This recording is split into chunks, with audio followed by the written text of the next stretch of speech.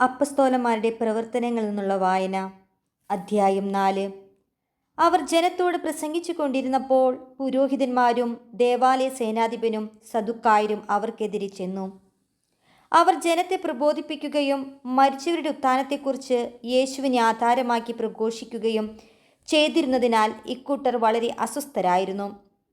അവർ അവരെ പിടികൂടി സന്ധ്യയായതുകൊണ്ട് അടുത്ത ദിവസം വരെ കാരാഗൃഹത്തിൽ സൂക്ഷിച്ചു. അവരുടെ വചനം കേട്ടവരിൽ അനേകർ വിശ്വസിച്ചു. അവരുടെ സംഖ്യ 5000-ഓളമായി. പിറ്റേ ദിവസം അധികാരികളും ജനപ്രമാണികളും നിയമജ്ഞരും ജെറുസലേമിൽ സമ്മേളിച്ചു. പ്രധാന പുരോഹിതൻ അന്നാസും കയാഫാസും യോഹന്നാനും അലക്സാണ്ടറും പ്രധാന പുരോഹിതന്റെ കുലത്തിൽപ്പെട്ട എല്ലാവരും അവിടെ ഉണ്ടായിരുന്നു. അപ്പസ്തോലന്മാരെ അവർ തങ്ങളുടെ മധ്യത്തിൽ നിർത്തി ഇങ്ങനെ ചോദിച്ചു: എന്തധികാരത്തിലാണ് അഥവാ ആരുടെ നാമത്തിലാണ് നിങ്ങൾ ഇത് പ്രവർത്തിച്ചത്? അപ്പോൾ പരിശുദ്ധാത്മാവിനാൽ നിറഞ്ഞ പത്രോസ് അവരോട് പറഞ്ഞു: ഭരണാധികാരികളെ, ജനപ്രമാണികളെ, ഒരു രോഗിക്ക് ഞങ്ങൾ ചെയ്ത ഒരു സൽപ്രവൃത്തിയെക്കുറിച്ചാണ്, എന്തു മാർഗങ്ങൾ ഉപയോഗിച്ച് ഞങ്ങൾ ആ മനുഷ്യനെ സുഖപ്പെടുത്തിയെന്നതിനെക്കുറിച്ചാണ് ഞങ്ങൾ ഇന്ന് വിചാരണ ചെയ്യപ്പെടുന്നതെങ്കിൽ നിങ്ങളും ഇസ്രായേൽ ജനം മുഴുവനും ഇതറിഞ്ഞിരിക്കട്ടെ. നിങ്ങൾ കുരിശിൽ തറച്ചു കൊല്ലുകയും മരിച്ചവരില്ലെന്ന് ദൈവം ഉയർപ്പിക്കുകയും ചെയ്ത നസറായനായ യേശുക്രിസ്തുവിൻ്റെ നാമത്തിലാണ് ഈ മനുഷ്യൻ സുഖം പ്രാപിച്ച് നിങ്ങളുടെ മുമ്പിൽ നിൽക്കുന്നത്. വീടുപണിക്കാരായി നിങ്ങൾ തള്ളിക്കളഞ്ഞ കല്ല് മൂലക്കല്ലായി തീർന്നു. ആ കല്ലാണ് യേശു. മറ്റാരിലും രക്ഷയില്ല. ആകാശത്തിന് കീഴെ മനുഷ്യരുടെ ഇടയിൽ നമുക്ക് രക്ഷയ്ക്ക് വേണ്ടി മറ്റൊരു നാമവും നൽകപ്പെട്ടിട്ടില്ല. പത്രോസിൻ്റെയും യോഹന്നാൻ്റെയും ധൈര്യം കാണുകയും അവർ വിദ്യാവിഹീനരായ സാധാരണ മനുഷ്യരാണെന്ന് മനസ്സിലാക്കുകയും ചെയ്തപ്പോൾ അവർ അത്ഭുതപ്പെട്ടു. അവർ യേശുവിനോട് കൂടെ ഉണ്ടായിരുന്നവരാണെന്ന് ഗ്രഹിക്കുകയും ചെയ്തു. എന്നാൽ സുഖം പ്രാപിച്ച മനുഷ്യൻ അവരുടെ സമീപത്ത് നിൽക്കുന്നത് കണ്ടതിനാൽ എന്തെങ്കിലും എതിർത്തു പറയാൻ അവർക്ക് കഴിഞ്ഞില്ല.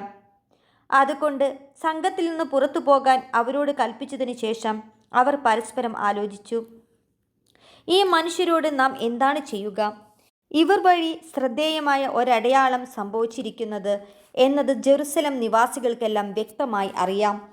അത് നിഷേധിക്കാൻ നമുക്ക് സാധ്യമല്ല. എന്നാൽ ഇത് ജനത്തിനിടയിൽ കൂടുതൽ പ്രചരിക്കാതിരിക്കാൻ ഈ നാമത്തിൽ ഇനി ആരോടും സംസാരിക്കരുതെന്ന് നമുക്ക് അവരെ താക്കീത് ചെയ്യാം. അവർ അവരെ വിളിച്ച് യേശുവിൻ്റെ നാമത്തിൽ യാതൊന്നും സംസാരിക്കുകയോ പഠിപ്പിക്കുകയോ അരുതെന്ന് കൽപ്പിച്ചു. പത്രോസും യോഹന്നാനും അവരോട് മറുപടി പറഞ്ഞു: ദൈവത്തെക്കാളുപരി നിങ്ങളെ അനുസരിക്കുന്നത് ദൈവസന്നിധിയിൽ ന്യായമാണോ? നിങ്ങൾ തന്നെ വിധിക്കുവിൻ. എന്തെന്നാൽ ഞങ്ങൾ കാണുകയും കേൾക്കുകയും ചെയ്ത കാര്യങ്ങളെക്കുറിച്ച് സംസാരിക്കാതിരിക്കാൻ ഞങ്ങൾക്ക് സാധ്യമല്ല. അവർ അവരെ കൂടുതൽ ഭീഷണിപ്പെടുത്തി വിട്ടയച്ചു. അവരെ ശിക്ഷിക്കാൻ ഒരു മാർഗവും കണ്ടില്ല. കാരണം ജനത്തെ അവർ ഭയപ്പെട്ടു. എന്തെന്നാൽ അവിടെയുണ്ടായ സംഭവത്തെക്കുറിച്ച് എല്ലാവരും ദൈവത്തെ സ്തുതിച്ചു കൊണ്ടിരുന്നു. അത്ഭുതകരമായി രോഗശാന്തി ലഭിച്ച മനുഷ്യന് 40-ലേറെ വയസ്സുണ്ടായിരുന്നു. മോചിതരായ അവർ സ്വസമൂഹത്തിലെത്തി പുരോഹിത പ്രമുഖന്മാരും ജനപ്രമാണികളും പറഞ്ഞ കാര്യങ്ങൾ അവരെ അറിയിച്ചു. അത് കേട്ടപ്പോൾ അവർ ഏകമനസ്സോടെ ഉച്ചത്തിൽ ദൈവത്തോട് അപേക്ഷിച്ചു: നാഥ, ആകാശത്തിൻ്റെയും ഭൂമിയുടെയും സമുദ്രത്തിൻ്റെയും അവയിലുള്ള സകലത്തിൻ്റെയും സൃഷ്ടാവേ, ഞങ്ങളുടെ പിതാവും അവിടുത്തെ ദാസനുമായ ദാവീദിൻ്റെ അധരത്തിലൂടെ പരിശുദ്ധാത്മാവ് മുഖേന അവിടുന്ന് ഇപ്രകാരം അരുളി ചെയ്തിട്ടുണ്ടല്ലോ: വിജാതിർ രോഷാകുലരായതെന്തിന്? ജനങ്ങൾ വ്യർത്ഥമായ കാര്യങ്ങൾ വിഭാവനം ചെയ്തതുമെന്തിന്? കർത്താവിനും അവിടുത്തെ അഭിഷിക്തനുമെതിരായി ഭൂമിയിലെ രാജാക്കന്മാർ അണിനിരക്കുകയും അധികാരികൾ ഒരുമിച്ച് കൂടുകയും ചെയ്തു. അവിടുന്ന് അഭിഷേകം ചെയ്ത അവിടുത്തെ പരിശുദ്ധദാസനായ യേശുവിനെതിരെ ഹെരോദേസും പന്തിയോസ് പീലാത്തോസും വിജാതിയരോടും ഇസ്രായേൽ ജനങ്ങളോടുമൊപ്പം സത്യമായും ഈ നഗരത്തിൽ ഒരുമിച്ച് കൂടി. അവിടുത്തെ ശക്തിയും ഹിതവും അനുസരിച്ച് നിശ്ചയിച്ചിരുന്ന കാര്യങ്ങൾ നിറവേറുന്നതിന് വേണ്ടിയാണ് അവർ ഇപ്രകാരം ചെയ്തത്. അതിനാൽ കർത്താവേ, അവരുടെ ഭീഷണികളെ അവിടുന്ന് ശ്രദ്ധിക്കണമേ. അവിടുത്തെ പരിശുദ്ധദാസനായ യേശുവിൻ്റെ നാമത്തിൽ രോഗശാന്തിയും അടയാളങ്ങളും അത്ഭുതങ്ങളും സംഭവിക്കുന്നതിനായി അവിടുത്തെ കൈകൾ നീട്ടണമേ. അവിടുത്തെ വചനം പൂർണ്ണ ധൈര്യത്തോടെ പ്രസംഗിക്കാൻ ഈ ദാസരെ അനുഗ്രഹിക്കണമേ. പ്രാർത്ഥന കഴിഞ്ഞപ്പോൾ അവർ സമ്മേളിച്ചിരുന്ന സ്ഥലം കുലുങ്ങി. അവരെല്ലാവരും പരിശുദ്ധാത്മാവിനാൽ പൂരിതരായി ദൈവവചനം ധൈര്യപൂർവ്വം പ്രസംഗിച്ചു. വിശ്വാസികളുടെ സമൂഹം ഒരു ഹൃദയവും ഒരാത്മാവും ആയിരുന്നു. ആരും തങ്ങളുടെ വസ്തുക്കൾ സ്വന്തമെന്ന് അവകാശപ്പെട്ടില്ല.